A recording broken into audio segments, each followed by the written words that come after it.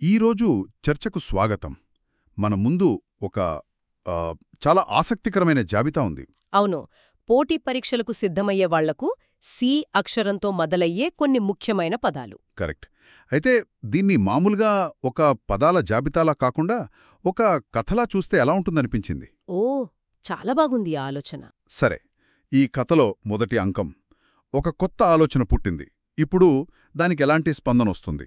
ఇక్కడే కదా మన మొదటి పదాల సమూహం వచ్చేది. అవును. కంకర్, కన్సెన్సస్, కంటెంట్, కాంట్రడిక్ట్, కండెమ్ ఇవన్నీ. రైట్. ఏదైనా కొత్త ప్రతిపాదన వచ్చినప్పుడు ముందుగా కొంతమంది దాంతో ఏకీభవిస్తారు. అంటే కంకర్ అవుతారు. సరిగ్గా నేను నీతో ఏకీభవిస్తున్నాను అని చెప్పటం. ఉదాహరణకు the board member concurred with the CEO's strategy. Okay, ఇదొక వ్యక్తిగత అంగీకారం. అవును, అది మొదటి అడుగు. కానీ ఒకరిద్దరూ కన్కరైతే సరిపోదు కదా. ఒక ఆలోచన ముందుకెళ్లాలంటే అంతకంటే ఎక్కువ కావాలి. ఖచ్చితంగా. చాలామంది వ్యక్తులు ఒకరితో ఒకడు కన్కర్ అయినప్పుడు అప్పుడు ఒక సామూహిక అంగీకారం ఏర్పడుతుంది. దాన్నే కన్సెన్సస్ అంటాం. Correct. After a long debate the committee reached a consensus. ఇక్కడొక విషయం గమనించాలి. ఏంటది? కన్సెన్సస్ అంటే అందరూ 100% సంతోషంగా ఒప్పుకోవాలని లేదు. కానీ చర్చల తర్వాత సమూహం మొత్తం ఒక ఉమ్మడి నిర్ణయానికి రావడం అన్నమాట. ఓ, అంటే వ్యక్తిగతం నుండి సామూహిక స్థాయికి మారడం. అవును. సరే, ఇది సానుకూల స్పందన. కానీ ప్రతి ఆలోచనకు వ్యతిరేకత ఉంటుంది కదా. ఇక్కడే కంటెంట్ మరియు కాంట్రడిక్ట్ వస్తాయనుకుంటా. నిజమే. రెండూ కొంచెం ఒకేలా అనిపిస్తాయి. వాటి మధ్య అసలు తేడా ఏంటి? ఇది చాలా కీలకమైన తేడా. పోటీ పరీక్షల్లో సరిగ్గా ఇక్కడే తికమకపడతారు. కంటెంట్ అంటే ఒక విషయం కోసం వాదించటం. వాదించడమా? అవును. లేదా పోటీపడటం. ఇందులో ఒక నిర్మాణాత్మకమైన పోటీ ఉంటుంది. ఉదాహరణకు the lawyer contended that her client was innocent. అంటే తన క్లయింట్ నిర్దోషి అని ఆమె బలంగా వాదించింది. ఓకే. లేదా 3 teams are contending for the championship. అంటే టైటిల్ కోసం పోటీ పడుతున్నాయి. ఇక్కడ ఒక లక్ష్యం కోసం పోరాడటం ప్రధానం. అంటే కంటెంట్ ఒక వాదనను నిలబెట్టడానికి వాడతాం. నిలబెట్టడానికి. అవును. మరి కాంట్రడిక్ట్? అదే, కాంట్రడిక్ట్ అంటే ఉన్న ఒక వాస్తవాన్ని లేదా మాటను తిరస్కరించడం, వ్యతిరేకించడం. ఖచ్చితంగా. The witnesses testimony contradicts the evidence. అంటే సాక్షి చెప్పిన మాటలు ఉన్న సాక్ష్యానికి వ్యతిరేకంగా ఉన్నాయి. చూడండి తేడా. చెప్పండి. కంటెంట్ అనేది ఒక కొత్త వాదనను ముందుకు తీసుకొస్తే, కాంట్రడిక్ట్ అనేది ఇప్పటికే ఉన్న ఒక వాదనను లేదా నిజాన్ని కొట్టిపారేస్తుంది. ఒక నిమిషం. అంటే ఒక చర్చలో ప్రత్యర్థివాదములో ఉన్న తప్పును ఎత్తిచూపడానికి కాంట్రడిక్ట్ వాడతాం. అవును. కాని మన వాదన ఎందుకు సరైందో చెప్పడానికి కంటెంట్ వాడతాం. ఇది కేవలం పదాల అర్థం కాదు, ఒక వ్యూహంలా ఉంది. సరిగ్గా పట్టుకున్నారు. అది కమ్యూనికేషన్ స్ట్రాటజీ. మీరు ఒకరి వాస్తవాలను కాంట్రడిక్ట్ చేయవచ్చు, కాని మీ సొంత వాదన కోసం కంటెంట్ చేయాలి. వావ్. అయితే ఈ చర్చలో కొన్నిసార్లు భావోద్వేగాలు తీవ్ర స్థాయికి చేరుతాయి. అప్పుడు మన 5వ పదం వస్తుంది. కండెమ్. అవును. ఇది కాంట్రడిక్ట్ కన్నా చాలా బరువైన పదంలా అనిపిస్తుంది. నిజమే. కంటెంట్ లేదా కాంట్రడిక్ట్ అనేవి తర్కం, వాస్తవాల స్థాయిలో ఉంటే కండెమ్ ఇది ఒక నైతిక తీర్పులా ఉంది. కరెక్ట్. కాంట్రడిక్ట్ వాస్తవాల స్థాయిలో పనిచేస్తే కండెమ్ విలువల స్థాయిలో పనిచేస్తుంది. విలువల స్థాయినా? అవును. కండెమ్ అంటే ఒక పనిని తీవ్రంగా నైతికంగా ఖండించడం, అది తప్పు అని గట్టిగా తీర్పివ్వడం అన్నమాట. The international community condemned the act of violence. Okay. ఇక్కడ హింసను కేవలం వ్యతిరేకించడం లేదు, అది నైతికంగా క్షమించరానిది అని తీర్పిస్తున్నారు. అంటే చర్చను తర్కం నుండి నైతికత వైపు మళ్లిస్తున్నట్టు? అవును.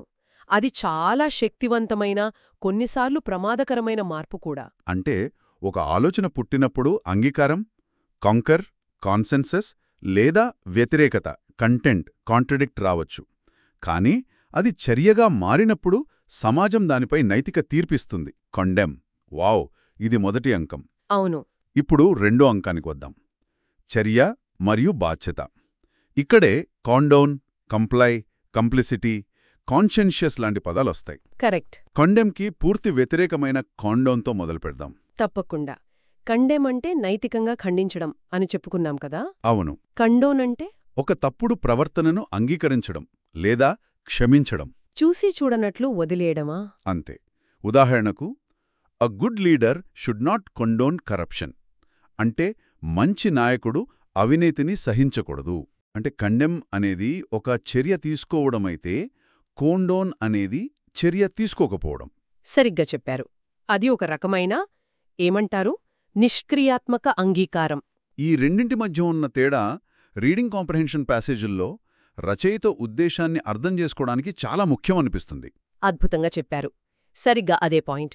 ఇప్పుడు ఇదే కోవలో కంప్లై మరియు కంప్లిసిటీ చూద్దాం. ఓకే. రెండింటిలోనూ పాల్గొనడం అనే భావన ఉంది. కాని అవి నైతిక స్పెక్ట్రంలో చెరొకవైపు ఉంటాయి. అవును. ఇవి కూడా పరీక్ష రాసేవాళ్లకు ఒక ఉచ్చులాంటివి. కంప్లై అంటే సింపుల్గా నియమాలను పాటించడం. అవును. All employees are expected to comply with the company's safety regulations. ఇది చాలా సాధారణమైన, తటస్థమైన చర్య. కరెక్ట్. కానీ కంప్లిసిటీ అలా కాదు. దీని అర్థం ఒక తప్పుడు పనిలో లేదా నేరంలో భాగస్వామి కావడం. ఓ. His silence was seen as complicity in the crime. అంటే అతను ఆ నేరంలో పాలుపంచుకోకపోయినా మౌనంగా ఉండటం ద్వారా తనకి సహకరించాడని భావించారు. అంటే కంప్లై అనేది ఒక చట్టబద్ధమైన చర్య. అవును. కాంప్లిసిటీ అనేది ఒక చట్ట విరుద్ధమైన లేదా నైతిక విరుద్ధమైన చర్యలో పాలు పంచుకోవటం. సరిగ్గా. ఒకటి వ్యవస్థకు లోబడి ఉండటం, మరొకటి ఒక కుట్రలో భాగమవటం. ఈ రెండిటికి సంబంధం లేని మరో పదముంది, కాన్షియన్షియస్. ఇది ఈ సమూహంలో ఎలా సరిపోతుంది? ఇది ఒక వ్యక్తిగత లక్షణం కదా. నిజమే. కానీ ఇది ఈ సమూహానికి ఒక నైతిక దిక్సూచిలా పనిచేస్తుంది. నైతిక దిక్సూచా? అవును. కాన్షియన్షియస్ అంటే తన పనిని చాలా జాగ్రత్తగా, బాధ్యతగా, మనస్సాక్షిగా చేసే వ్యక్తి. ఓకే. సిన్సియర్ వర్కర్ అన్నమాట. అంతే. She is a very conscientious student.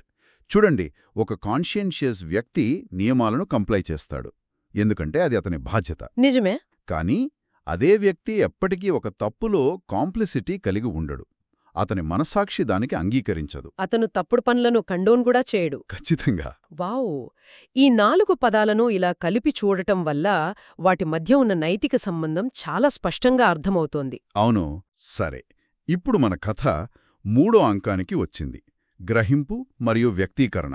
అంటే జరిగిన దాన్ని మనం ఎలా చూస్తాం, ఎలా అర్థం చేసుకుంటాం, ఎలా వ్యక్తపరుస్తాం. బాగుంది. ఇక్కడ మనకు కన్సైజ్, కన్స్పిషియస్, కన్స్ట్రూ, కంజూర్ ఉన్నాయి. మొదటగా కన్సైజ్. ఇది చాలా సింపుల్. కన్సైజ్ అంటే విషయాన్ని క్లుప్తంగా, స్పష్టంగా, అనవసరమైన పదాలు లేకుండా చెప్పడం. ఎస్సే రైటింగ్లో ఇది చాలా ముఖ్యం. అవును. Your summary should be concise and to the point. తక్కువ మాటల్లో ఎక్కువ విషయం. ఇక గ్రహింపు విషయానికొస్తే కన్స్పిషియస్ మరియు కన్స్ట్రూ, వీటి మధ్య ఒక ఆసక్తికరమైన సంబంధం ఉంది. వాటి మధ్య ఒక తార్కికమైన క్రమం కూడా ఉంది. కన్స్పిషియస్ అంటే సులభంగా కంటికి కనిపించేది, కొట్టొచ్చినట్లు కనిపించడం కదా. అవును. అందరూ గమనించేది. There was a conspicuous absence of security at the event. ఇది కేవలం ఒక పరిశీలన. అలా కన్స్పిషియస్గా ఉన్నదాన్ని చూసి మనం ఊరికే ఉండం కదా, దానికి ఒక అర్థాన్ని వెతకడానికి ప్రయత్నిస్తాం. అక్కడే కన్స్ట్రూ వస్తుందా? ఖచ్చితంగా. కన్స్ట్రూ అంటే అలా గమనించిన దానికి లేదా చెప్పిన దానికి ఒక అర్థాన్ని ఆపాదించడం, వ్యాఖ్యానించడం. Okay. His silence was construed as agreement. అంటే అతని మౌనాన్ని అంగీకారంగా అర్థం చేసుకున్నారు. ఆహా. అంటే కన్స్పీషియస్ అనేది ఒక ముడి వాస్తవమైతే కాన్స్ట్రూ అనేది దానికి మనమిచ్చే వ్యాఖ్యానం, ఇంటర్ప్రిటేషన్. అంటే మీడియాలో ఒక వార్తను ఎలా ప్రజెంట్ చేస్తారనే దానికి ఇది చక్కగా సరిపోతుంది. ఒకే సంఘటన కన్స్పీషియస్గా అందరికీ కనిపిస్తుంది, కానీ ఒక్కో న్యూస్ ఛానల్ దాన్ని ఒక్కోలా కన్స్ట్రూ చేస్తుంది. అద్భుతం. చాలా మంచి ఉదాహరణ అది. మరి కంజోర్, ఈ పదం కాస్త మాయాజాలంలా అనిపిస్తుంది. ఒక రకంగా ఇది మానసిక మాయాజాలమే. కంజోర్ అంటే మనస్సులో ఒక చిత్రాన్ని, భావనను లేదా జ్ఞాపకాన్ని సృష్టించడం. ఉదాహరణకి, the smell of old books always conjures up images of my grandfather's library. అంటే ఆ పాత పుస్తకాల వాసన తాతగారి గ్రంథాలయపు చిత్రాలను మనసులో మెదిలిస్తుంది. ఓ అలాగా. నా పదాలతో మన మనసులో ఒక ప్రపంచాన్ని కాంజర్ చేయగలడు. ఇప్పుడు మన కథ చివరి అంకానికి చేరుకుంది. నైపుణ్యం మరియు అనుకూలత. ఇక్కడ మన చివరి 2 పదాలు కనుసార్ మరియు కండ్యూసివ్. అవును. ఇవి మన కథలోని పాత్రలను, పరిస్థితులను వివరిస్తాయి. సరిగ్గా. కనుసార్ అంటే కళలు, ఆహారం, సంగీతం వంటి విషయాలలో లోతైన పరిజ్ఞానం, అభిరుచి ఉన్న నిపుణుడు. అంటే ఒక ఎక్స్పర్ట్. ఎక్స్‌పర్ట్ కన్నా ఎక్కువ. నాణ్యతను గుర్తించగల ప్రత్యేకమైన నైపుణ్యమున్న వ్యక్తి. మన స్నేహితుల్లో ఎవరో ఒకరు కాఫీ కనుసారుంటారు చూడండి. అవును, ఉంటారు. వాళ్ళు బీన్స్ ఎక్కడివి, ఎలా రోస్ట్ చేశారు అని కూడా చెప్పేస్తారు. అదనమాట. He was a connoisseur of fine wines. మరి కండ్యూసివ్ ఇది ఒక వ్యక్తికి కాకుండా ఒక పరిస్థితికి సంబంధించిందిగా అనిపిస్తుంది. సరిగ్గా చెప్పారు. కండ్యూసివ్ అంటే ఒక పని జరగడానికి సహాయపడే లేదా అనుకూలమైన వాతావరణం. ఓకే.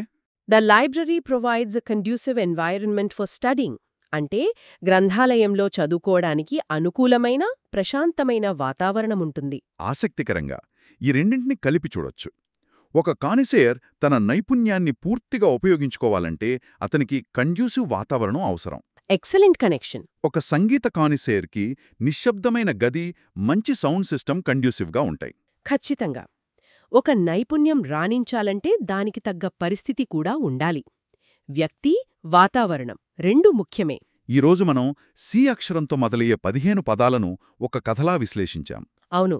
ఒక ఆలోచన పుట్టి, దానికి అంగీకారం, కన్సెన్సస్ లేదా వ్యతిరేకత, కాంట్రాడిక్ట్ వచ్చి, అది చర్యగా మారినప్పుడు నైతిక తీర్పులు కండెమ్ వర్సెస్ కండోన్ ఎదుర్కొని, ఆ చర్యలో భాగస్వాములైన వారి బాధ్యతను కంప్లై వర్సెస్ కంప్లిసిటీ చూసి, చివరకు దాన్ని మనం ఎలా గ్రహించి, ఎలా వ్యక్తీకరిస్తామో కొన్సైజ్ చర్చించాం. అవును, ఈ విశ్లేషణ నుండి మనం గ్రహించాల్సిన ఒక ముఖ్యమైన విషయముంది.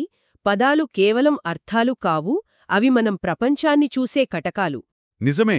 ఒకే అక్షరంతో మొదలయ్యే ఈ పదాల మధ్య ఉన్న చిన్న తేడాలు కూడా అర్థాన్ని, ఉద్దేశ్యాన్ని పూర్తిగా మార్చేస్తాయి. కాంట్రడిక్ట్ చేయడానికి, కండెమ్ చేయడానికి మధ్య ఉన్నది కేవలం పదం కాదు, ఒక నైతిక వైఖరి. నిజమే. ఇక ఈ చర్చ నుండి మన శ్రోతలకు మిగిలే ఒక ఆలోచన. మనం తదుపరిసారి ఒక వ్యాసం రాస్తున్నప్పుడు లేదా ఒక వాదనను విశ్లేషిస్తున్నప్పుడు కేవలం సరైన పదాన్ని ఎంచుకోవడం మాత్రమే కాదు, మనం ఏ స్థాయిలో మాట్లాడుతున్నామో కూడా గమనించుకోవాలి. అవును. మనం వాస్తవాల స్థాయిలో వాదిస్తున్నామా, విలువల స్థాయిలో తీర్పిస్తున్నామా, మనం ఒక నిష్క్రియాత్మక పరిశీలకులమా లేక ఒక క్రియాశీలక భాగస్వాములమా? మన పదజాలం మన జ్ఞానానికి కొలమానం కాదు, అది మన ఆలోచనా విధానానికి ఒక పనిముట్టు. దాన్ని ఎంత పదునుగా వాడుతున్నామనేది ఆలోచించాల్సిన విషయం కదా.